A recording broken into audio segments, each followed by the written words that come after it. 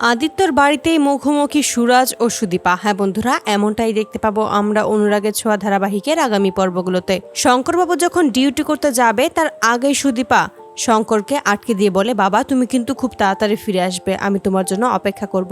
শঙ্করবাবু জানায়, তুই কোনো চিন্তা করিস না, আমি তাড়াতাড়ি ফিরে আসবো, এখন অনেক কাজ আছে। এই বলেই আদিত্য ও শঙ্করবাবু মিলে কাজের উদ্দেশ্যে বেরিয়ে যাবে, তার জন্য গাড়িতে ওঠে। ঠিক সেই মুহূর্তে গাড়িটা সেখানেই ব্লাস্ট হয়ে যায়। এতে করে চিৎকার করে ওঠে সুদীপা, বাবা বলে ছুটে যায় বাবাকে বাঁচানোর জন্য। কিন্তু সেখানে গিয়ে দেখতে পায় শঙ্করের অবস্থা খুবই খারাপ। মারা যাওয়ার আগেই সুদীপাকে আদিত্যর হাতে তুলে দেয় শঙ্কর। শঙ্কর জানায় যে আজ থেকে তার মেয়ের দায়িত্ব যেন আদিত্যই নেয়। এতে করে আদিত্য বাধ্য হয় সুদীপার দায়িত্ব নিজের কাঁধে তুলে নেওয়ার জন্য।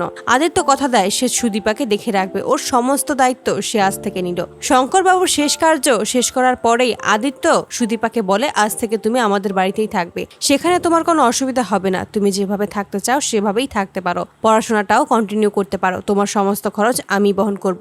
তখনই সুদীপা বলে ওঠে, আমাকে থাকতে দিয়েছেন সেটাই অনেক, আমি আর কিছুই চাই না, আমি নিজেই আমার খরচ বহন করতে পারবো, আমি নিজের জন্য একটা চাকরি ঠিক জোগাড় করে নেব, সেটা দিয়েই আমি আমার সম্পূর্ণ কাজ করতে পারবো। আদিত্য তখন সুদীপাকে নিজের সাথে করে বাড়িতে নিয়ে আসে, আর সেখানে এসে দেখতে পায় সুরাজ তার জন্য আগে থেকেই অপেক্ষা করছে।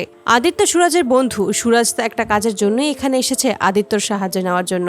আদিত্যকে দেখেই সুরাজ এগিয়ে এসে বলে, তোর এখন আসার সময় হলো, আমি তোর জন্য অনেকক্ষণ যাবত অপেক্ষা করছিলাম। কথা বলার মাঝখানেই তখন হঠাৎ করে সুদীপার দিকে চোখ যায় সুরাজের, এবং এক দৃষ্টিতে তাকিয়ে থাকে সুদীপার দিকে। সুরাজ ভাবতে থাকে, এই মেয়েটাকে কেন আমার তো চেনা মনে হচ্ছে, কেন মনে হচ্ছে ওর সাথে আমার বহু বছরের সম্পর্ক। সুদীপাকে সেটা জানতে চাইলে আদিত্য তখন বলে, ওর বাবা আমাকে বাঁচাতে গিয়ে নিজেই মারা গেছে, নিজের জীবনের পরোয়া না করে আমাকে বাঁচিয়েছে, ওর দায়িত্ব আমার হাতে দিয়েছে, তাই আমি এখানে নিয়ে এসেছি, আজ থেকে ও এখানেই থাকবে। আর এভাবেই আদিত্যর বাড়িতেই সুরাজ ও সুদীপার প্রথম দেখা হয়। তো বন্ধুরা, তোমরা এটাই তো চাও যেন এভাবেই আদিত্যর বাড়িতেই সুরাজ ও সুদীপার প্রথম যেন দেখা হয়, কমেন্টে জানাও। আর নিয়মিত আপডেট পেতে আমাদের চ্যানেলটি এক্ষুনি সাবস্ক্রাইব করে পাশে থাকো। ধন্যবাদ।